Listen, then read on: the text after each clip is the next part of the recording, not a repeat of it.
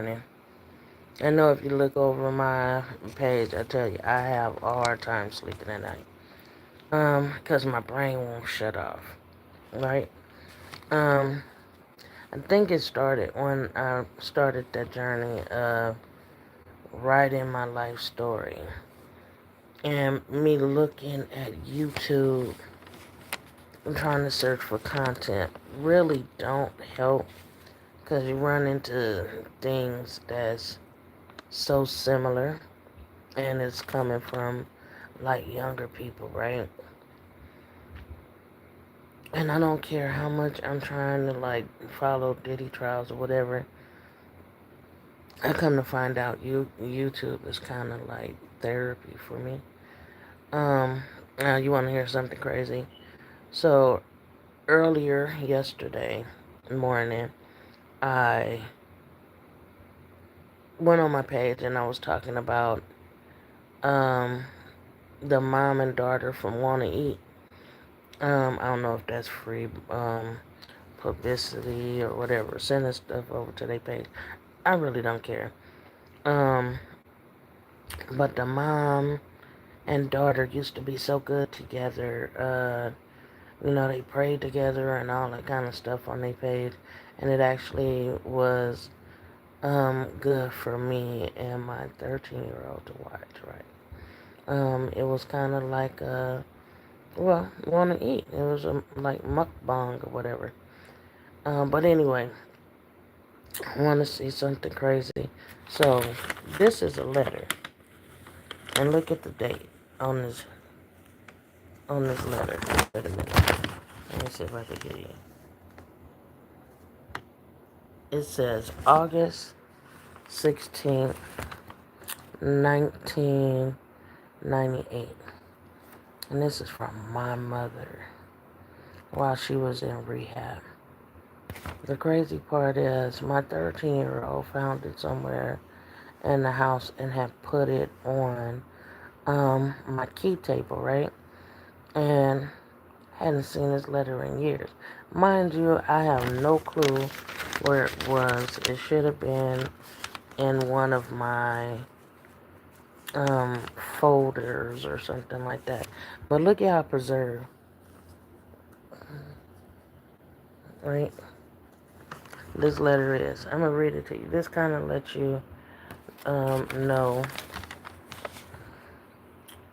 kind of where me and my mom was at that state.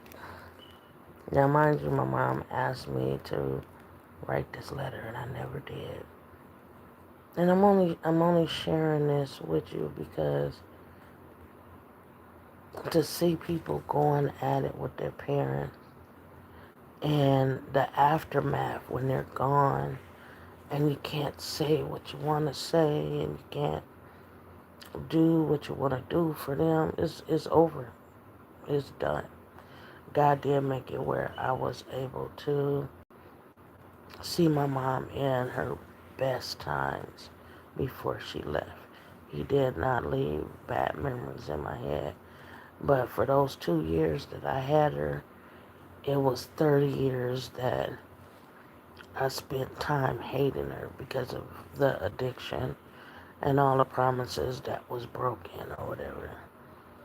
And you don't realize that until you have kids and the aftermath. Even though I didn't use drugs and I was with my kids their whole time, like I never even would get a babysitter for them after I moved to another state and I didn't have a family, right?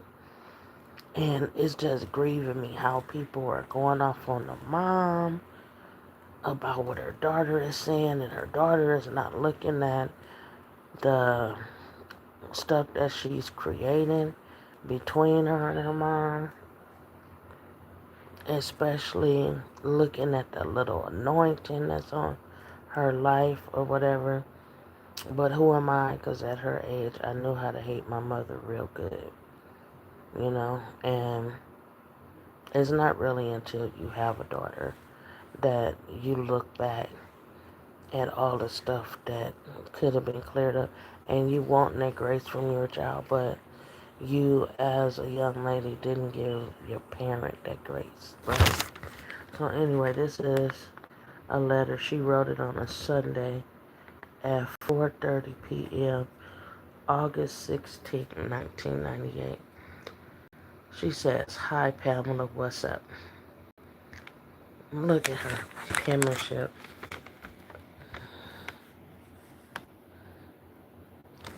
My mom's handwriting was so beautiful. And I look at it, this paper, this letter is 20, let me see.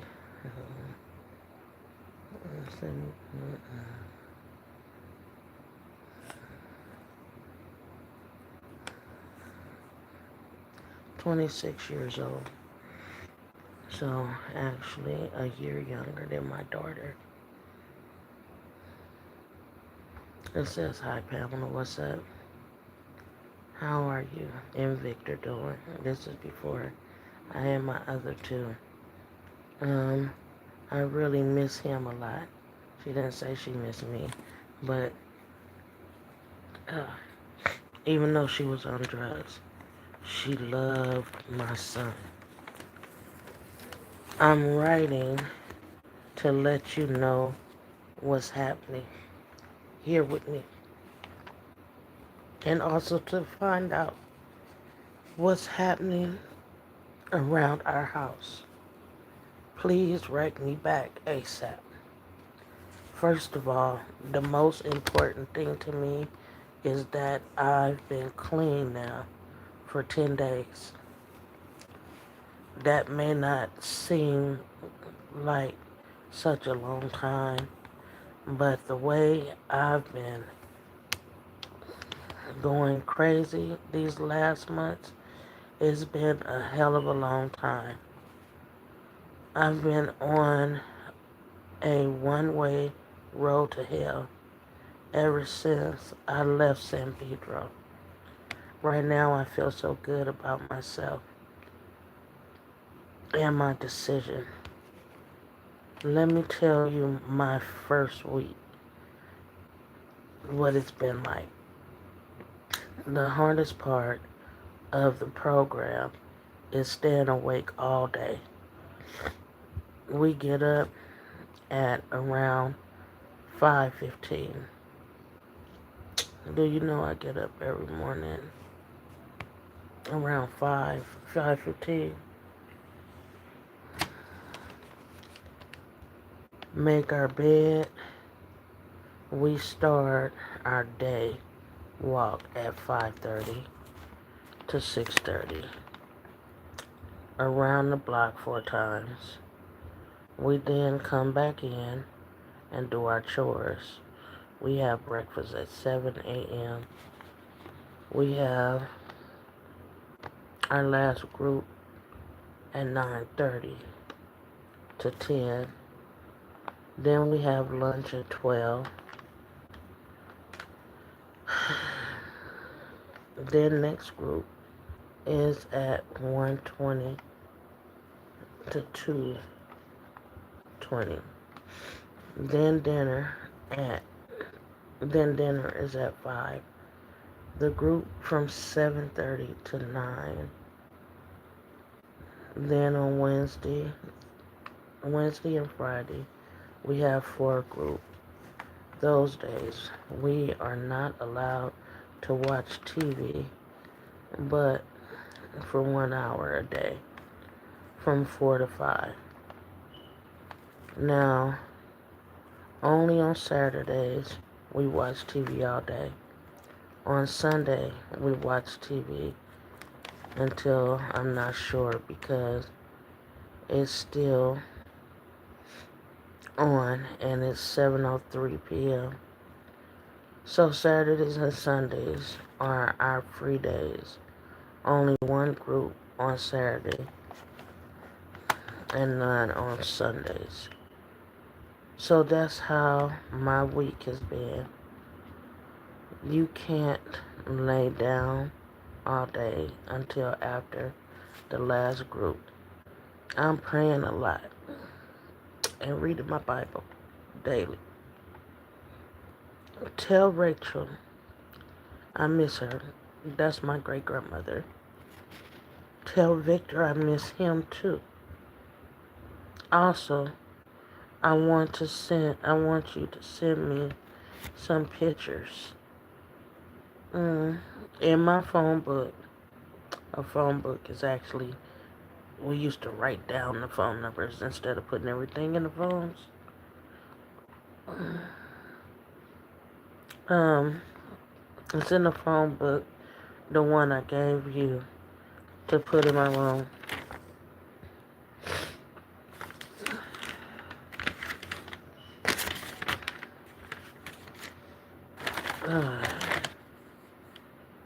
When I was leaving, it has Michelle's wedding pictures in it. Send those. Also, now tell me what's going on around the house. Did you get your lights and gas turned on? What's happening with the phone and cable?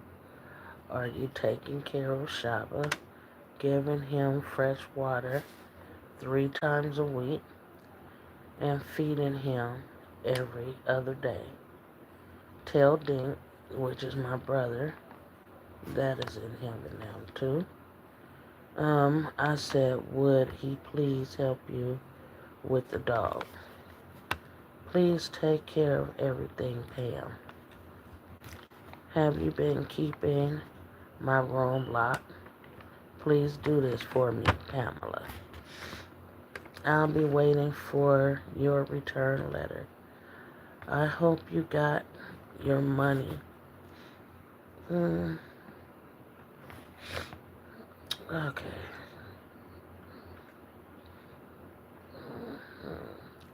When this is all over, I will be a better person. You'll see. They have a 3-month program here, too. So I'll be home sometime in November for good. Hopefully I'll be all set up to go to school by then. I love you, Pam. I don't tell you that, I know. But I do. You're my baby. Well, I'm going to close now. I'm watching Touched by an Angel. Give Wanya a kiss for me. Love me. Then she put up here on top. P.S. What's going on in the neighborhood?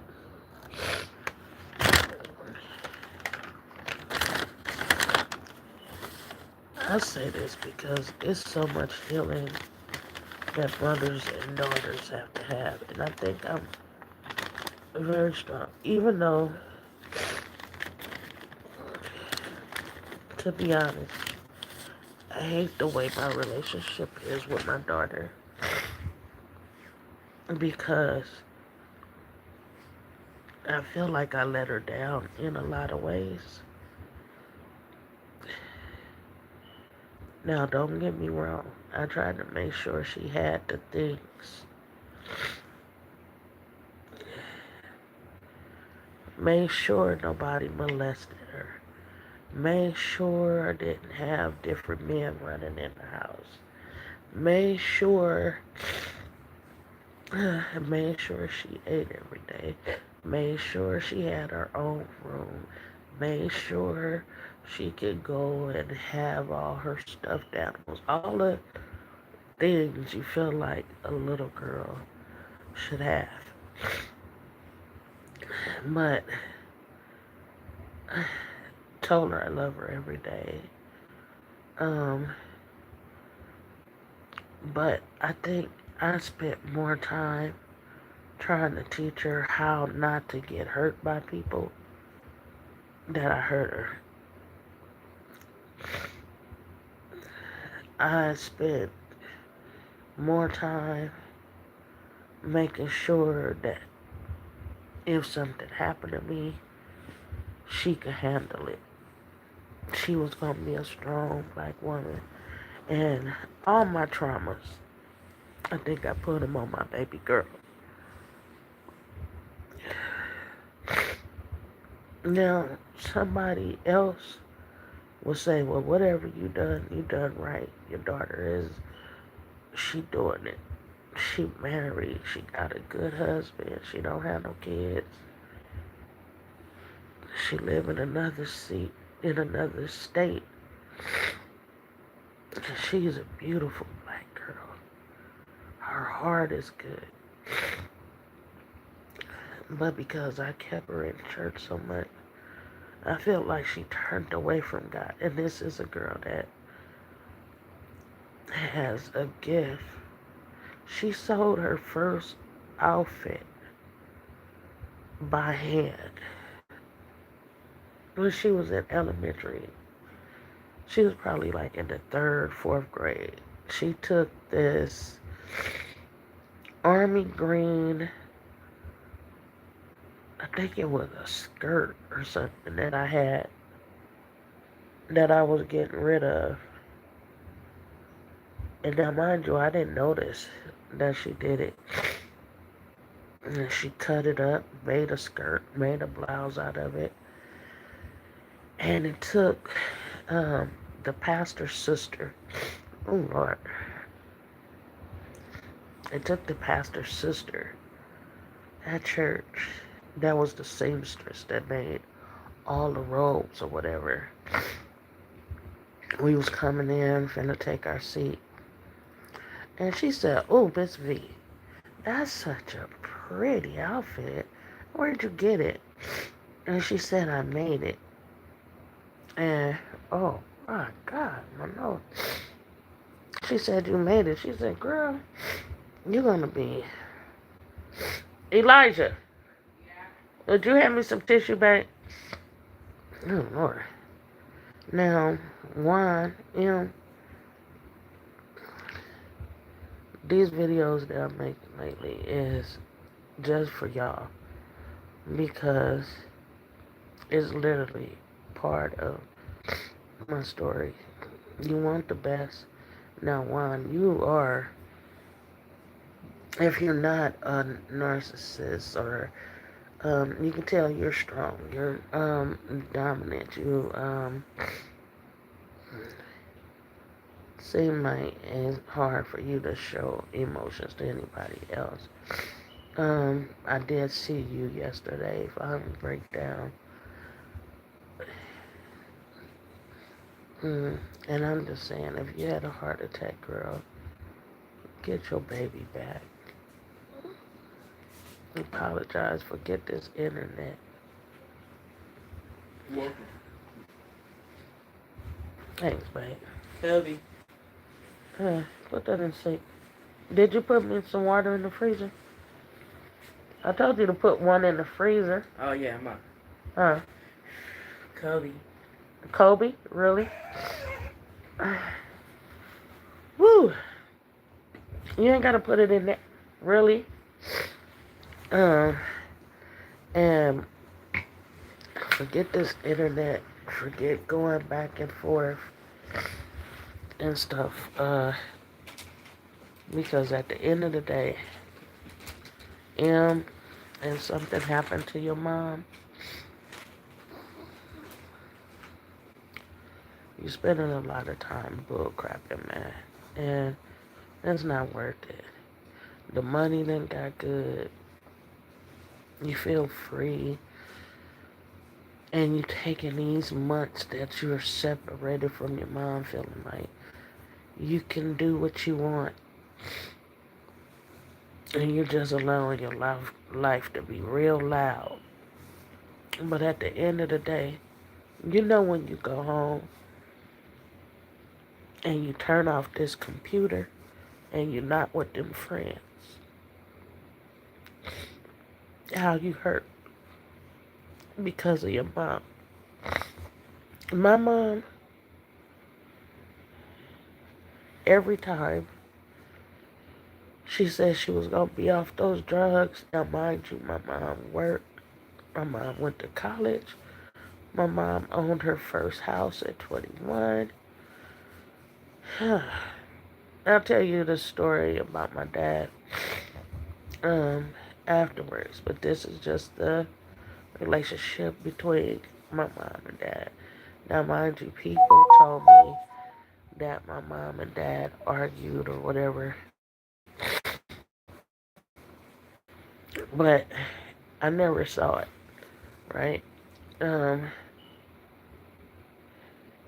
I wanna make fun videos so bad.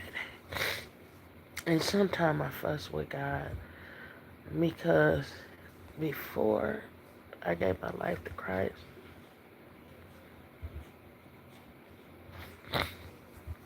I gave a damn. Whew, I fuss with God because He gave me so much compassion for people being in church. This ain't even depression. This is the minister in me. And now I'm feeling out of place because I can't stand the way the church functions. Now, if you related to people in church, but I had to spend 15 years there hearing people preach to each other. Prophesy with people that stay right next door to you. And prophesy to you to each other, knowing that they already know each other's business, right? You wouldn't get close to none of them because they literally would come to you and talk to you about each one of them. And I was one that never went back told her. That's why people have always been able to tell me stuff.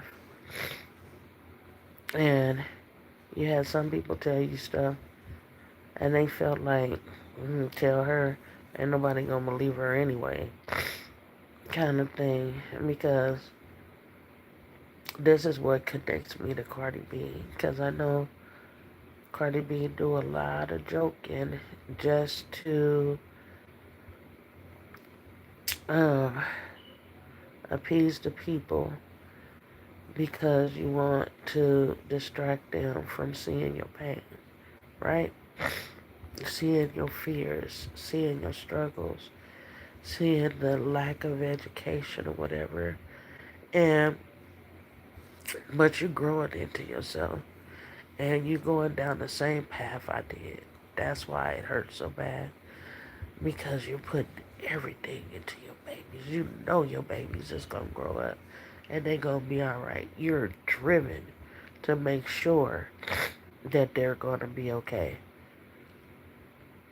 But at the end of the day, it's one of them. You have so much confidence raising your kids. Now, the aftermath is when they're grown and gone. And I say this to Cardi B because she's 2 years older than my oldest. And he's in the industry. He may one day play with you. Or already have. Don't know. But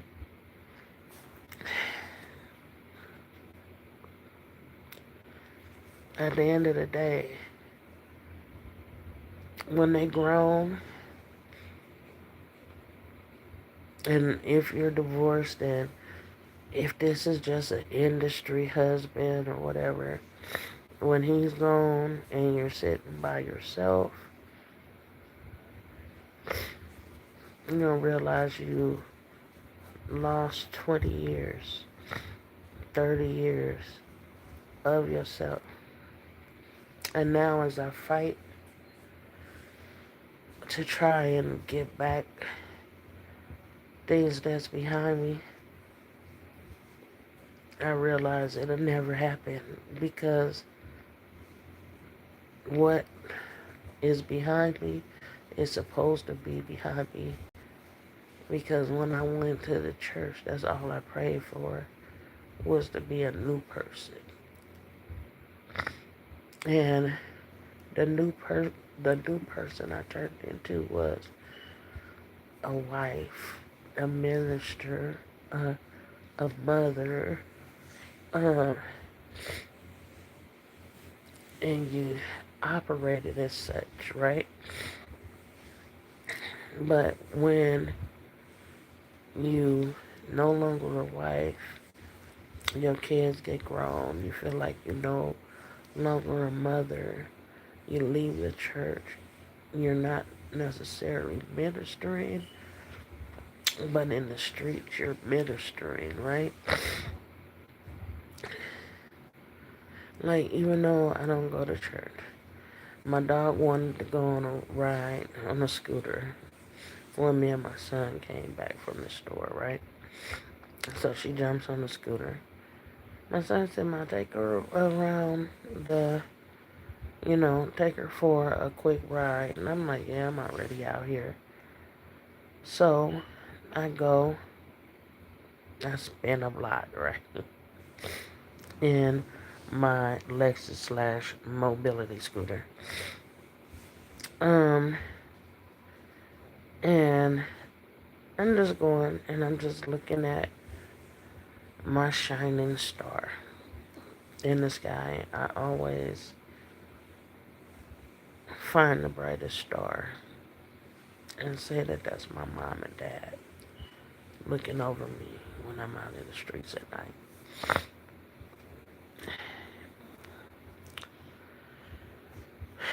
So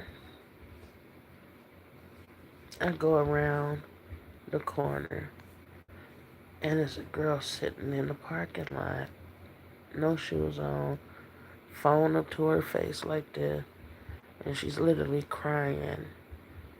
Now me, I try and pass people up, not bother them. But the first thing I do is I'm gonna pass her by. And that's what my brain say, just pass her by.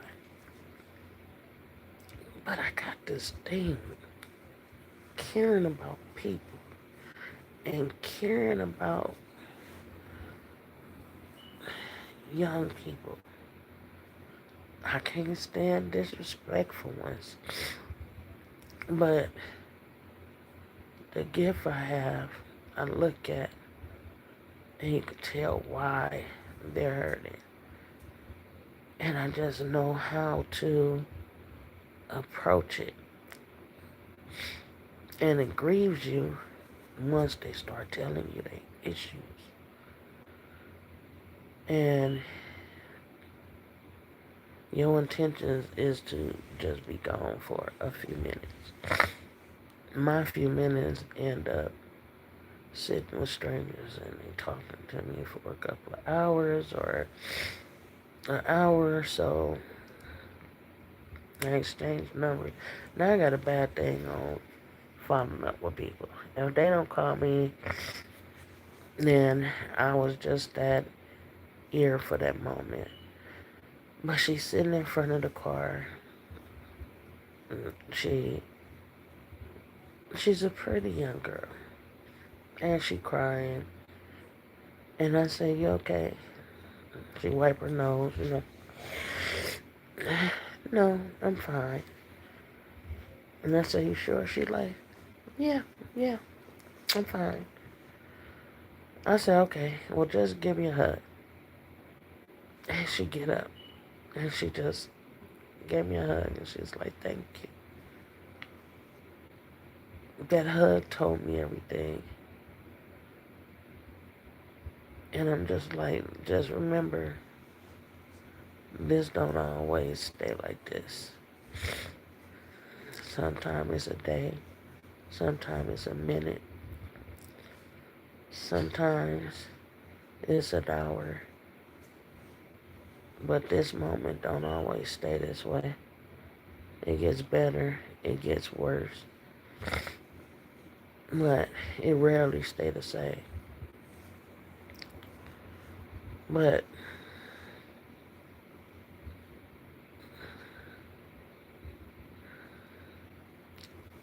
whatever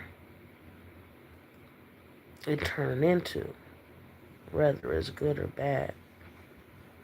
Be grateful, because your journey,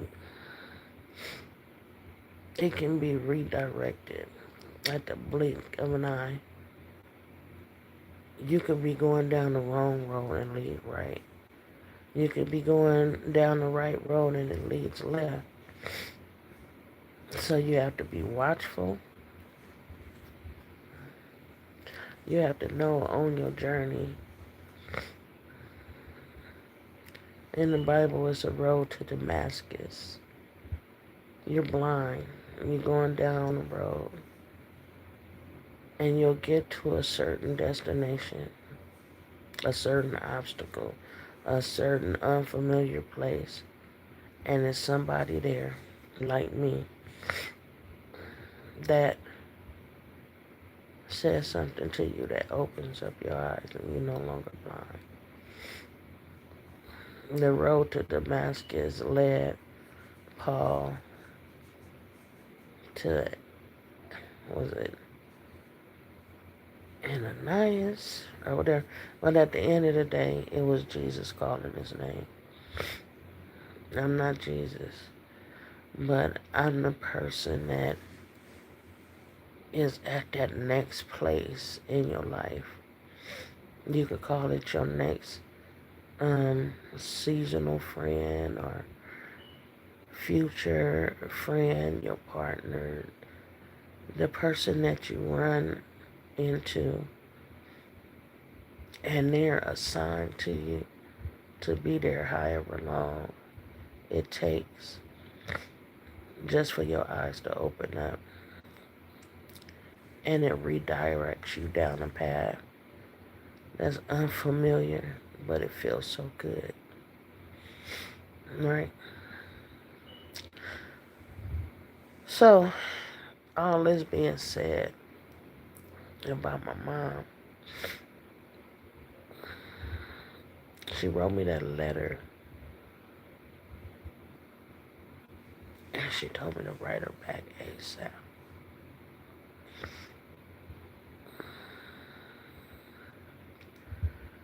And it's 26 years later, and God is telling me to write this letter. He told me this some months back, and I promise you, I sat back with the paper and pen, and I tried to write it. And she said, tell me what's going on.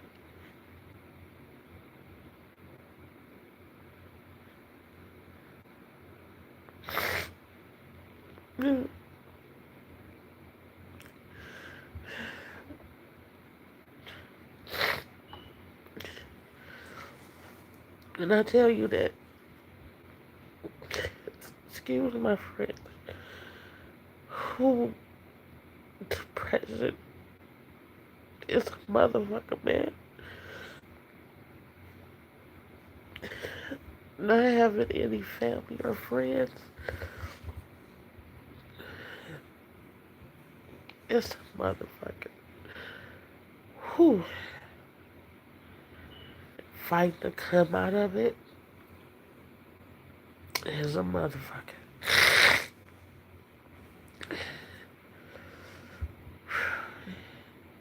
And this therapy, you don't know how much I need you guys. Being able to talk, even if nobody here, just knowing that eventually, when I turn off my phone, I look at it in the morning, and I see people that view and like.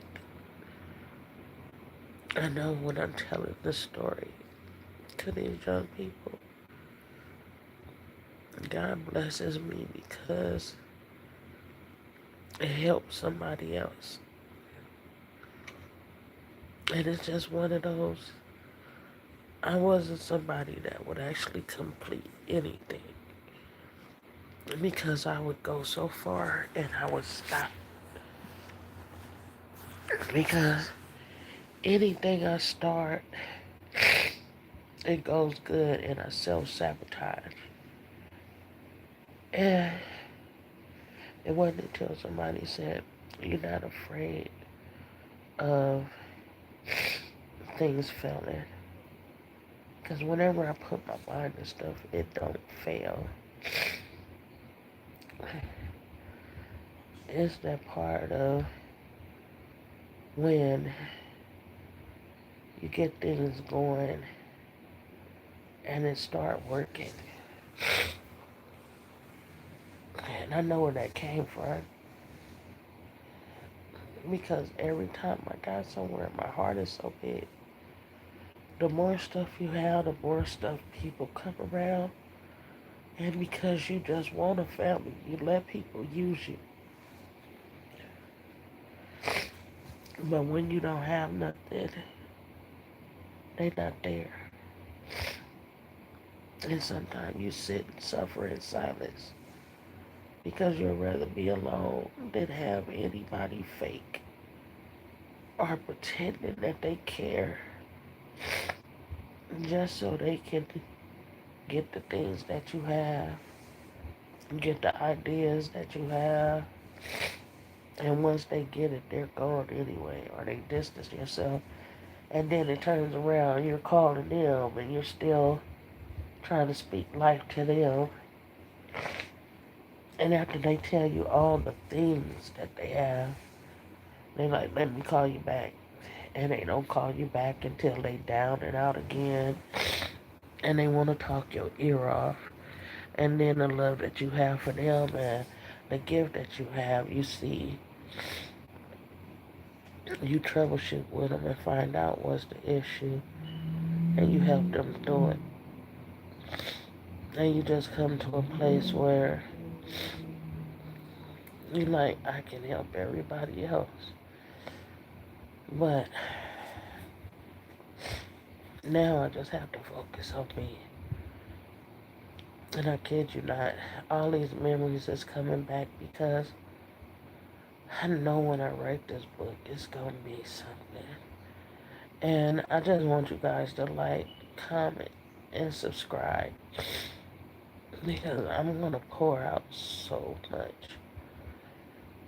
And as I'm freeing and releasing the things that is in my mind that I know I have to empty out so that I can begin this next journey. Because my birthday is next month, right?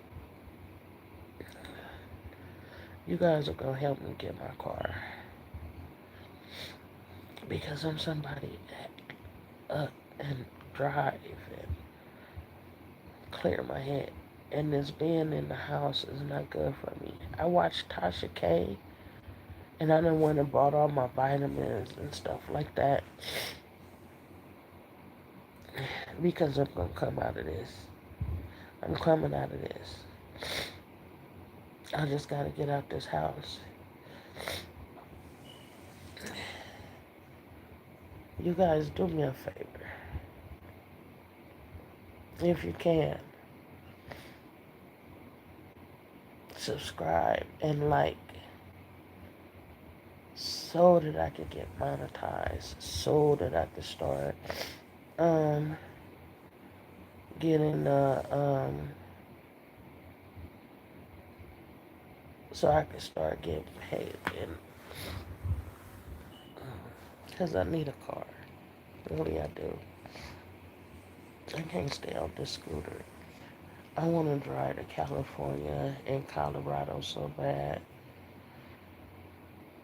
I don't have to put my feet in no sand. I'm here in Vegas, and I could do that all day long.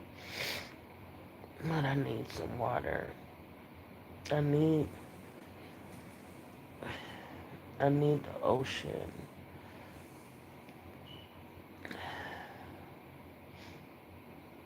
I need freedom, you know?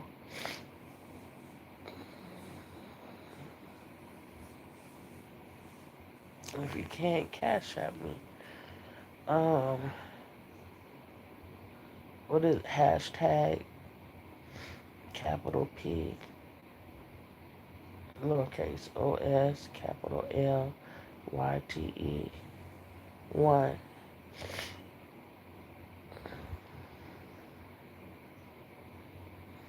and work on this. Anything help. I'm thinking about a GoFundMe. Because literally,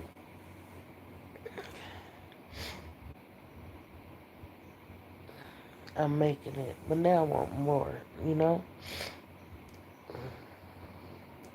Not because I want more people around me. It's just now I know I deserve it. Money came through for it. It's like that's never been an issue. Money just was problems. Because I guess I was trying to buy people. But now I'm going to be 53. I want to go to the trials. I want to interview people. I just want to take the gift that I have. I've poured into people. I don't just want to do it in this neighborhood. I'm trying to get back into my other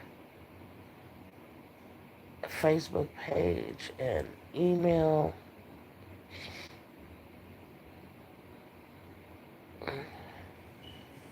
Because there's so many people. Even with the army base, used to come and deliver stuff to me just so I can give it out to VAs, VA people, and churches and all that.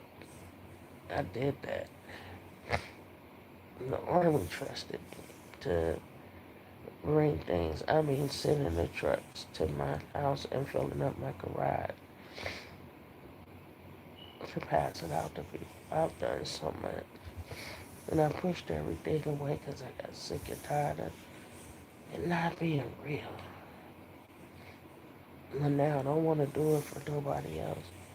I realize that makes me feel good though.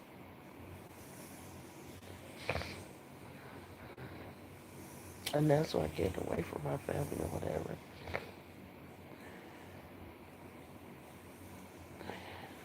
It didn't feel good playing the dozens and things like that. My heart was never like that because I always thought, what if they just laughing and not, and it really don't feel good to them. I always thought about, did that hurt harder? You know, I don't know. But I'm gonna get off of here. Y'all make me sick. I get on here to do one thing, and I just feel like, okay, I know the right person is gonna see it. And you may not know me, but I love you. I have to love you because that helps me love you. There's too many people hating each other. And went from having so many people tell me I love you. But when I checked out, they're not even checking for you. So I don't know the last time I heard nobody other than my 13-year-old say I love you. Or whenever I talk to my kid on the phone, they know every time we get off the phone, I don't care if we're mad at each other or we around each other. My kids know to tell people I love you. So don't forget, like, comment, and subscribe. I'm gonna try it. I'm gonna put my Cash App hashtag thingy um for you guys to donate. They have this on.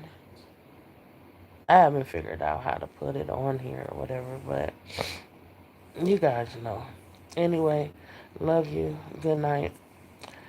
Um, I'm gonna finish up some things about my mom right now. My nose is running like water. And I guess this is gonna be